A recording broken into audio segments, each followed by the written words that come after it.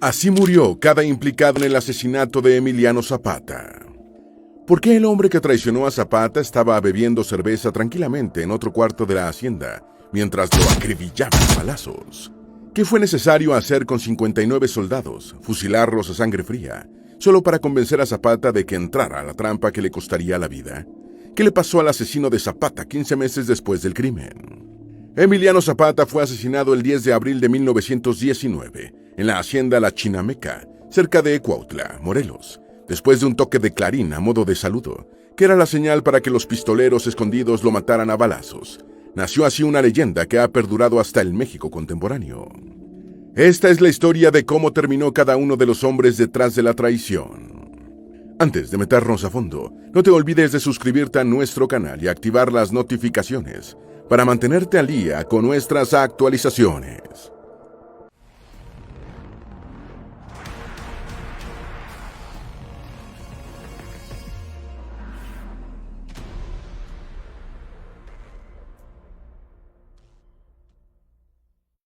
Manuel Palafox, el Ave Negra, secretario íntimo de Zapata expulsado un año antes del crimen. El militar mexicano Manuel Palafox Ibarrola, nacido en Puebla de Zaragoza en torno a 1887, fue un asistente íntimo de Emiliano Zapata, llegando a ser uno de los hombres de más confianza del caudillo del sur. En algún momento empezó a circular el rumor en el ejército del sur de que a Palafox le atraían los hombres, condición que había logrado mantener en la reserva, aunque Zapata lo sabía y fingía ignorarlo. Zapata, que ha sido señalado como una persona a la que le gustaban tanto hombres como mujeres, sabía que el sentir atracción entre hombres era muy mal visto entre los rudos caballeros de aquel tiempo, y había instituido la ejecución para los soldados que parecieran demasiado femeninos. Sin embargo, el comportamiento demasiado evidente de Palafox empezó a inquietar al mismo caudillo, hasta que finalmente lo destituyó como general y de su función de principal emisario del zapatismo, apartándolo de su círculo íntimo en 1918. En octubre de ese año, Palafox escapó para unirse al ejército del general Cirilo Arenas Pérez, un carrancista renegado, y en noviembre lanzó una proclama, desconociendo a Zapata e invitando a otros oficiales y soldados del ejército del sur a unirse a su facción, también agrarista como la del zapatismo. Sin embargo, la petición de Palafox, con la única excepción de Victorino Bárcenas, fue ignorada por el ejército de Zapata, que prefirió mantenerse leal a su caudillo. Zapata fue asesinado en abril de 1919 y en agosto de ese año Palafox, apodado el Ave Negra, se unió a otros militares para lanzar el plan de Milpalta, y en 1920 se acogió a la unificación del ejército revolucionario. Existen versiones encontradas sobre el destino de Palafox. Una sostiene que fue fusilado por su orientación íntima, y otra que murió en la Ciudad de México el 25 de abril de 1959, a los 72 años. Tenía motivos para estar resentido con Zapata, aunque su nombre no ha aparecido entre los implicados en el asesinato del caudillo del sur. Vicente Alonso, el hacendado dueño de Chinameca, escenario y trampa de la emboscada. Emiliano Zapata fue emboscado y asesinado en la Chinameca, una hacienda propiedad de Vicente Alonso, cerca de Cuautla, Morelos. En el año 1700, el predio de Chinameca era solo un pequeño trapiche, propiedad de Felipe Cayetano de Cárdenas. Hacia 1885 el lugar era conocido como Rancho Nuevo y contaba con un poblado de casi 40 habitantes formado por personas que habían recibido las tierras después de la victoria de Juárez durante la Segunda Intervención Francesa. Hacia finales del siglo XIX, el hacendado Vicente Alonso Simón, que había tenido éxito con otras haciendas, empezó a comprar terrenos en el lugar, formando la Chinameca. Alonso era un hacendado de dotes intelectuales y había publicado artículos sobre la mejor manera de sembrar caña de azúcar para su utilización en ingenios azucareros. En el año que compró los terrenos de Chinameca, Alonso comenzó la construcción de un gran canal de regadío para regar sus tierras, obra que se ejecutó en más de 5 años. En esa época, la hacienda contaba con 35,000 hectáreas, incluyendo los fértiles llanos de Chinameca, Amatepec y Hornos, regados por el río Cuautla. El hacendado optó en principio por la siembra de arroz y en 1906 construyó la casa de la hacienda. A finales de 1906 fue construido el ramal de ferrocarril que llegaba a Chinameca, y Alonso pudo transportar las maquinarias más modernas del momento para la fabricación de azúcar, y empezó a sembrar caña. La primera zafra de prueba produjo 1 tonelada de azúcar y media tonelada de melaza. Cuando Emiliano Zapata llegó a la Chinameca para ser asesinado a traición, la hacienda había crecido hasta más de 64,000 hectáreas, siendo la más grande de Morelos. En ese tiempo, los grandes hacendados crecían comprando las tierras a los pequeños propietarios, con el lema de o me vendes o le compro a tu viuda. Carlos Reyes Avilés, secretario y único sobreviviente cercano a Zapata, aquel 10 de abril. Zapata llegó a caballo a la Chinameca aquel 10 de abril de 1919, con una escolta de solo una docena de hombres, ya que se suponía que solo tendría una reunión con Jesús Guajardo para coordinar la entrega de un lote de armas y municiones. El único superviviente cercano a Zapata en la emboscada que les tendió Guajardo fue Carlos Reyes Avilés, secretario del caudillo del sur. El parte presentado por Reyes sobre el suceso dice: la guardia parecía preparada a hacerle los honores. El clarín tocó 3 veces llamada de honor, y al apagarse la última nota, al llegar el general en jefe al dintel de la puerta, de tal manera más alevosa, más cobarde, más villana, a quemarropa, sin dar tiempo para empuñar ni las pistolas, los soldados que presentaban armas descargaron 2 veces sus fusiles, y nuestro general Zapata cayó para no levantarse más. El general Carlos Reyes Avilés era un militar mexicano nacido en Durango en 1893, que había empezado a luchar a temprana edad en la Revolución Mexicana. En 1913 entró al Ejército Libertador del Sur, con el rango de capitán segundo, y fue incluido como asistente en el Estado Mayor del general Zapata. Fue ascendiendo en la jerarquía hasta ser nombrado coronel, convirtiéndose en secretario del cuartel general y después en secretario personal del caudillo del sur. Tras acompañar a Zapata a Chinameca y dar el parte de su muerte como único superviviente de la escolta del caudillo, en septiembre de 1919 Reyes Arias solicitó una licencia de separación del ejército zapatista. Entre 1924 y 1925 fue diputado del Congreso de la Unión, donde continuó trabajando en defensa de las propuestas agraristas de Zapata. En 1928 publicó el libro Cartones Zapatistas, y 6 años después la biografía del general Emiliano Zapata y parte oficial de su muerte. El secretario particular de Zapata murió en 1954, en la Ciudad de México. Victorino Bárcenas, el zapatista desertor cuya falsa amnistía sirvió de pretexto para la trampa. Victorino Bárcenas, nacido el 31 de octubre de 1889 en Tlapala, Guerrero, fue un militar mexicano que intervino en la Revolución Mexicana y después en la Guerra Cristera. Al comienzo de la Revolución Mexicana se sumó al movimiento de Madero y desde 1913 se integró al ejército de Zapata, alcanzando el grado de general. En abril de 1914 venció al general huertista Antonio G. Olea en el Tomatal y en abril de 1916 conquistó Chilapa de Álvarez junto con Victoriano Bermejo. Ese mismo año recibió la instrucción de fusilar al general Encarnación Díaz, cuyo comportamiento desmedido estaba ocasionando un gran desprestigio al movimiento de Zapata, encargo que cumplió el 13 de julio del año 1916 en Hueyitalpan, Guerrero. En 1918 ayudó a los habitantes de Buenavista de Cuéllar a repeler ataques de grupos armados del zapatismo, lo que comenzó a distanciarlo del Ejército Libertador del Sur. Cuando en 1918 Manuel Palafox abandonó a Zapata, Bárcenas desertó del Ejército Libertador del Sur y se unió a la facción disidente. En diciembre de 1918 aceptó la amnistía promulgada por Carranza y en 1919 se implicó en el complot que resultó en el asesinato de Zapata, ganándose el apodo de El Judas de la Revolución. Se opuso al plan de Agua Prieta y en 1922 combatió a Álvaro Obregón. En 1927 se sumó a los cristeros en su guerra contra el Ejército Federal. Con cerca de 300 milicianos reclutados en San Lorenzo, Chaotzingo, Huitzuco y Tlaxcala, logró mantener bajo control parte del sur de Morelos y del norte de Guerrero para los cristeros. Atacó un tren en Santa Fe, Quechulatenango, y después ocupó San Juan, Huilantla, Tasco e incluso Chilpancingo por algunas horas. Murió el 27 de enero del año 1928 en Coatlán del Río, después de ser gravemente herido en batalla en el Tomatal. Los 59 soldados de Bárcenas, sacrificados por Guajardo como prueba de lealtad para engañar a Zapata. En los meses previos al asesinato, Venustiano Carranza había decidido que la única salida contra Emiliano Zapata era eliminarlo. En la planeación de la operación, a la que se referían como una labor especial, se presentaba al caudillo del sur como un enemigo del constitucionalismo y se insistía en que debía atacársele con base en la sorpresa y el engaño, con la consigna de acorralarlo como una fiera. El general carrancista Pablo González resolvió aprovechar la oportunidad que ofrecía el mismo cabecilla para asestarle un golpe mortal. Así, el asesinato de Zapata se orquestó a través de una hilera de acontecimientos que incluía filtrar falsa información sobre unas presuntas discrepancias insalvables entre el general González y Jesús Guajardo, desarrollar una relación fluida por correspondencia entre Guajardo y Zapata, simular un ataque de la guarnición de Jonacatepec, leal a Carranza, por parte de Guajardo, y prometer hombres, armas, municiones, víveres e información militar. Y como punto culminante que permitiera atar el nudo del engaño, fusilar a los 59 soldados del exzapatista Victoriano Bárcenas, como prueba final a Zapata de que Guajardo era sincero cuando le decía que quería integrarse al Ejército del Sur, al mando de su propia tropa. Este fusilamiento de 59 infelices fue la prueba de lealtad y el punto final que cerró el círculo en torno al astuto plan para asesinar a Zapata, y el caudillo del sur cayó en la trampa tan arteramente urdida. Zapata, por su parte, tomó algunas contramedidas de aseguramiento. Desde el 2 de abril del año 1919, puso al coronel Feliciano Palacios, de toda su confianza, en el cuartel de Guajardo en Villa de Ayala y exigió castigo para el desertor Victoriano Bárcenas.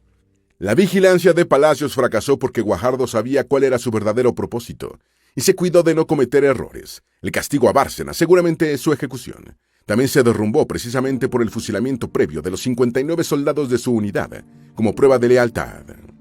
Coronel Antonio Cano, el anfitrión que delató a Guajardo apenas 15 meses después del crimen. Se afirma que mientras Emiliano Zapata era ultimado a balazos, el coronel Jesús Guajardo, partícipe en la elaboración del plan criminal y su ejecutor, bebía cerveza en otro aposento de la hacienda de la Chinameca. Después subió el cadáver del Centauro del Sur al propio caballo del líder agrarista para trasladarlo a Cuautla y presentarlo al general Pablo González como evidencia del cumplimiento de su misión. Una misión que le había valido a Guajardo una recompensa de 50,000 pesos y un ascenso al grado de general. Con ese cuantioso premio en metálico y un mayor rango en el ejército constitucionalista, todo parecía ir sobre ruedas para Guajardo, conocido como el demonio de los ojos verdes. Sin embargo, la vida le tenía preparada una celada al asesino de Zapata. El 29 de septiembre de 1919 se supo que Jesús Guajardo, ya conocido por el crimen del Centauro del Sur, tenía un problema con la justicia. El propio Venustiano Carranza había convocado a Guajardo desde Puebla, de Zaragoza, a la Ciudad de México, para que respondiera por los asesinatos de 2 oficiales del ejército subordinados suyos, el coronel Piña y el capitán Ávila. El jefe de operaciones militares de Puebla, general Pilar R. Sánchez, había informado sobre una discusión sostenida por Guajardo en una cantina con sus oficiales, que resultó en la muerte de Ávila y Piña. Testigos mencionados en el informe señalaron que Guajardo había matado a los 2 hombres a quemarropa y bajo los efectos del alcohol. En el acta de los hechos levantada por el general Sánchez, este ordenaba el arresto del general Guajardo para su traslado primero a Puebla de Zaragoza y posteriormente a la capital de la República para el correspondiente juicio. Aunque Guajardo logró escapar al castigo de los asesinatos de los 2 oficiales, su fin estaba cerca y no demoraría en llegar. El 2 de julio de 1920, Guajardo se insurreccionó contra Adolfo de la Huerta, quien ejercía como presidente interino, pero sus fuerzas fueron vencidas por las del general Eugenio Martínez.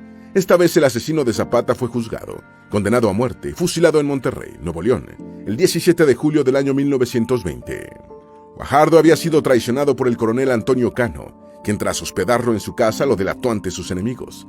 La ejecución de Guajardo fue recibida con satisfacción en el ejército zapatista, que en ese momento apoyaba a De la Huerta. Gildardo Magaña, el zapatista que heredó el mando.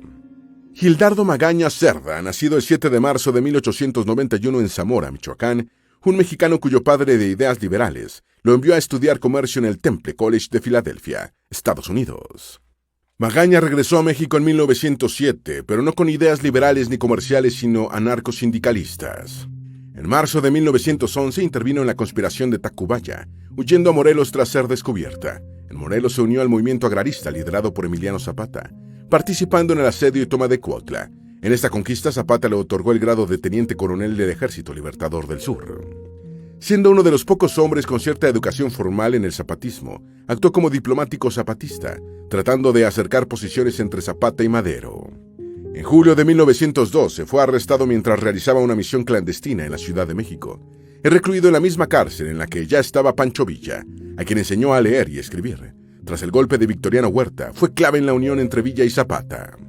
En septiembre de 1917, Zapata lo ascendió a general de brigada, otorgándole el mando de las fuerzas zapatistas que combatían a las carrancistas en la frontera entre Puebla y Morelos. Tras el asesinato de Zapata, fue electo como sucesor del caudillo del sur por los otros 4 jefes del movimiento: Genovevo de la O, Maurillo Mejía, Timoteo Sánchez y Jesús Capistrán Yáñez. De los 5, era el único no oriundo del campo morelense. Magaña fue elegido jefe del Ejército Libertador del Sur para continuar la lucha en defensa de los postulados del Plan de Ayala. Después de que los jefes sureños aceptaron el plan de amnistía de Carranza, se unió al plan de Agua Prieta. Ya consolidada la Revolución Mexicana, fue gobernador del territorio norte de Baja California y del estado de Michoacán. Murió el 13 de diciembre de 1939 en la Ciudad de México. Adolfo de la Huerta, el presidente que ordenó fusilar a Guajardo en Monterrey. Felipe Adolfo de la Huerta Márcor, nacido el 26 de mayo de 1881 en Guaymas, Sonora, fue un político mexicano que ejerció como presidente de México, en calidad de interino, entre el 1 de junio y el 30 de noviembre de 1920, designado por el Congreso tras el asesinato del presidente Venustiano Carranza. Durante su corto mandato de 6 meses, de la Huerta se propuso reorganizar la administración republicana, lograr la paz interior y convocar a elecciones generales para renovar los poderes ejecutivo y legislativo. Fue un gobernante conciliador con los grupos disidentes que manifestaban intenciones de diálogo, pero no dudó en ordenar el fusilamiento del general Jesús Guajardo, después de que éste se levantara en su contra y fuera derrotado. La formación de su gabinete fue una muestra de amplitud política, ya que integró a representantes de los diferentes bandos revolucionarios en pugna hasta el asesinato de Carranza. Bajo su presidencia se realizaron las elecciones federales del 1 de agosto de 1920, que resultaron en la elección de Álvaro Obregón como presidente de la República, momento señalado por varios historiadores como el de la finalización de la Revolución Mexicana. De la Huerta se integró al gabinete de Obregón como secretario de Hacienda. En 1923 estalló la llamada Rebelión de la Huertista contra la sucesión de Obregón por Plutarco Elías Calles. Tras el fracaso del movimiento, de la Huerta se exilió en los Estados Unidos, donde vivió grandes estrecheces económicas junto a su esposa. Tras 11 años de exilio, retornó a México en 1935, bajo el gobierno de Lázaro Cárdenas. Más tarde ocupó la dirección de pensiones bajo las administraciones de Manuel Ávila Camacho y Miguel Alemán Valdés. Durante el sexenio de Adolfo Ruiz Cortines, fue visitador general de consulados. Murió el 9 de julio de 1955 en la Ciudad de México, víctima de un edema pulmonar y un ataque cardíaco. Genovevo de la O, el general zapatista que terminó sumándose al plan de Agua Prieta. Genovevo de la O, nacido el 3 de enero de 1876 en Santa María, Aguacatitlán, Morelos, un combatiente zapatista que se destacó durante la Revolución Mexicana. Desde temprana edad sobresalió como defensor de la gente de bajos recursos, luchando contra la voracidad de los hacendados que siempre estaban tratando de anexarse las tierras limítrofes con sus haciendas, con el apoyo del gobierno de Porfirio Díaz. De la O, junto a otros campesinos de Morelos perjudicados por la política agraria del porfiriato, respaldó la llegada al poder de Francisco I. Madero, principalmente por sus promesas de reforma agraria. Sin embargo, desilusionado del maderismo, se sumó al movimiento de Emiliano Zapata, al que respaldó en el plan de Ayala en 1911. Tras la ruptura entre Zapata y Madero, de la O se alzó en armas con el ejército zapatista, recibiendo el mando de las tropas en el norte de Morelos y ascendiendo rápidamente a mayor, teniente coronel y coronel. Entre 1911 y 1912, su división del Ejército Libertador del Sur tuvo un notable éxito combatiendo las fuerzas gubernamentales en Cuernavaca. Tras la decena trágica, combatió a Victoriano Huerta y después al carrancismo. Tras el asesinato de Zapata, reconoció como nuevo jefe del zapatismo a Gildardo Magaña. Respaldó el plan de Agua Prieta de obregonistas contra carrancistas y Obregón lo nombró jefe de las operaciones militares en Morelos. Después, Genovevo de la O ejerció funciones similares en Aguascalientes y la Ciudad de México. Estuvo activo en funciones de gobierno hasta la edad límite de 75 años establecida y murió el 12 de junio de 1952. En su pueblo natal, a los 76 años. Álvaro Obregón, el gran beneficiario político del crimen y artífice del pacto con el zapatismo sobreviviente. Aunque Obregón no tuvo nada que ver con la muerte de Zapata, muertos Carranza y el Centauro del Sur, el gran beneficiado de ambas muertes fue él, con Pancho Villa convertido en una lejana amenaza en el norte de México. Obregón ganó fácilmente las elecciones federales de 1920 y neutralizó a los líderes zapatistas supervivientes halagándolos, ofreciéndoles puestos de mando y prometiéndoles que progresivamente daría cumplimiento a sus aspiraciones agraristas del plan de Ayala, formulado por Zapata.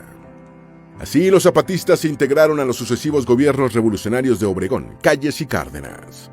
Consolidada la revolución y con Calles, uno de sus hombres de confianza, en el poder, Obregón puso en marcha su siguiente jugada de modificar la Constitución para reelegirse. Obregón tuvo éxito en su movimiento y ganó las elecciones federales del 1 de julio de 1928. Con lo que no contaba era con que un fanático pistolero arruinaría sus aspiraciones de ejercer la presidencia por segunda vez.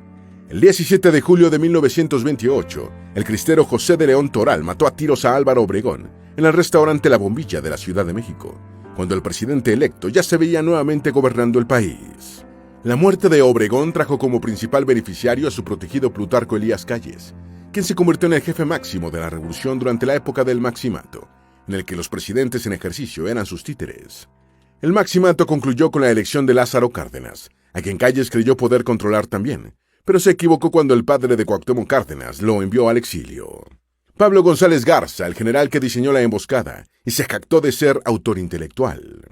Pablo González Garza fue un general carrancista mexicano nacido el 5 de mayo de 1879, en Lampazos de Naranjo, Nuevo León.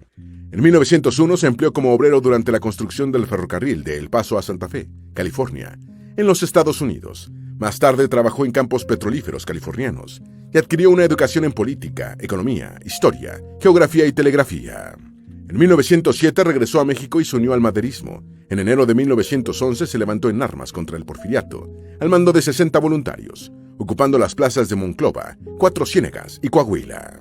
En junio licenció sus tropas por orden de Madero, obteniendo el grado de teniente coronel de caballería. Volvió a tomar las armas durante el alzamiento de Pascual Orozco, ascendiendo a teniente coronel. Se unió a Venustiano Carranza en Coahuila durante la Revolución Constitucionalista, forjando una relación que duraría años. Cuando Carranza decidió asesinar a Zapata, le confió al general de división González Garza la misión de idear y llevar a cabo el plan. González Garza diseñó el plan para matar al caudillo del sur y le confió la ejecución al coronel Jesús Guajardo. El mismo general González presumió después de haber sido el autor intelectual del astuto plan para asesinar al líder agrario. Tras el asesinato de Carranza se trasladó a Estados Unidos, donde invirtió su fortuna en un banco, y el crack de 1929 lo dejó en la ruina. Regresó a México, muriendo casi en la miseria en Monterrey, el 4 de marzo de 1950. Jesús Guajardo, el coronel que disparó a quemarropa contra Zapata en Chinameca.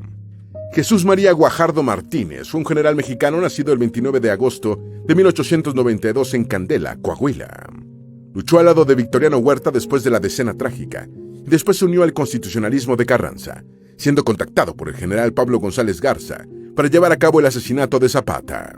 Ya convencido por el coronel Guajardo de que deseaba cambiar de bando, Zapata aceptó una invitación a desayunar a la hacienda La Chinameca, cerca de Cuautla, donde se hablaría de la entrega de un lote de armas y municiones. Zapata fue saludado al llegar por un toque de clarín, y tras la última nota comenzó el ametrallamiento del Centauro del Sur, en el que también participó Guajardo, disparándole a quemarropa. Después, Guajardo llevó el cuerpo de Zapata a Cuautla para que González viera que había cumplido con su misión y le entregara la recompensa de 50,000 pesos en oro. Además, Guajardo se ganó su ascenso a general. Tras el asesinato de Zapata, Guajardo se metió en un lío con la justicia militar carrancista cuando, estando borracho en una taberna, asesinó a quemarropa a 2 subordinados. Carranza lo hizo llevar a Ciudad de México para juzgarlo, pero salvó el pellejo, seguramente por el favor que el presidente le debía por haber asesinado a Zapata. Muerto Carranza en mayo de 1920, 2 meses después, Guajardo, un militar incompetente, se levantó contra el presidente interino Adolfo de la Huerta, siendo fácilmente vencido en Torreón por el general Eugenio Martínez. Esta vez no pudo escapar del paredón, siendo fusilado el 17 de julio de 1920 en Monterrey. Venustiano Carranza, el presidente que ordenó el operativo y firmó la recompensa de 50,000 pesos. Tras la Decena Trágica y el asesinato de Madero, Venustiano Carranza logró unir a varios líderes revolucionarios en torno a su figura y consiguió el derrocamiento del gobierno ilegítimo de Victoriano Huerta. Pero el movimiento revolucionario continuaba profundamente dividido. Al caudillo norteño Pancho Villa le gustaba ir por libre, aunque estaba apaciguado con sus haciendas después de ser derrotado por Obregón en Celaya, mientras que en el sur, Emiliano Zapata mantenía sus exigencias de redención del campesinado. Cuando Carranza llegó a la presidencia, tuvo que seguir enfrentando a Zapata, que controlaba Morelos, muy cerca de Ciudad de México, y al general Félix Díaz, sobrino de Porfirio, que quería recobrar los laureles de su tío. Antiguos porfiristas como José María Dávila y Guillermo Meixcuero se habían rebelado en Oaxaca con el nombre de los soberanistas, exigiendo un mayor poder local. José Inés García Chávez lideraba la resistencia contra el carrancismo en Michoacán, mientras que los hermanos Cleofás, Magdaleno y Saturnino Cedillo habían conformado un frente opositor en San Luis Potosí. Pancho Villa estaba lejos pero activo en Chihuahua, y Obregón se había distanciado de Carranza, retirándose a su hacienda. Pero la mayor amenaza contra Carranza era Zapata, por su popularidad, la lealtad de sus jefes y el tamaño y la alta moral de su ejército. En este caótico contexto, Carranza lanzó varias campañas contra el zapatismo en Morelos, sin alcanzar los resultados esperados. Fue así como Carranza llegó a la conclusión de que la única solución contra Zapata era matarlo, y le ordenó a su general de confianza, Pablo González Garza, que formulara un plan para asesinar al caudillo agrarista, ofreciendo una recompensa de 50,000 pesos para el ejecutor. Pancho Villa, el otro caudillo aliado de Zapata, eliminado después por el mismo grupo sonorense. Muertos Carranza y Zapata, los dos grandes gallos revolucionarios que quedaban en la gallera, eran Álvaro Obregón y Pancho Villa. Obregón había tomado la delantera postulándose a la presidencia durante el gobierno interino de Adolfo de la Huerta, que siguió al asesinato de Carranza. Con el apoyo de Elías Calles y otros militares de Sonora, Obregón tenía el camino expedito al poder, a menos que Villa hiciera algún movimiento. Pero el Centauro del Norte prefirió quedarse en sus haciendas de Durango y Chihuahua, y Obregón se hizo con el poder en las elecciones federales del 5 de septiembre del año 1920. Obregón neutralizó al zapatismo superviviente ofreciéndoles cargos y prebendas a sus líderes, de manera que pudo gobernar en paz hasta transferirle el poder a su lugarteniente Calles. Pero Villa, el caudillo más parecido a Zapata durante las guerras revolucionarias, no había dejado de ser una amenaza, y el mismo grupo sonorense resolvió liquidarlo en el atentado de Parral del 20 de julio del año 1923. Esperamos que este video te haya sido útil. Si tienes algo que agregar, por favor, compártelo con nosotros en la sección de comentarios. Dale me gusta a este video y envíale el enlace a tus familiares y a tus mejores amigos, para que también sepan más sobre cómo murió cada implicado en el asesinato de Emiliano Zapata. Si eres nuevo en nuestro canal, no olvides suscribirte. No se te olvide seguirnos en todas nuestras redes sociales, que van a estar aquí abajo en la descripción. Recuerda, un pueblo que no conoce su historia está condenado a repetirla.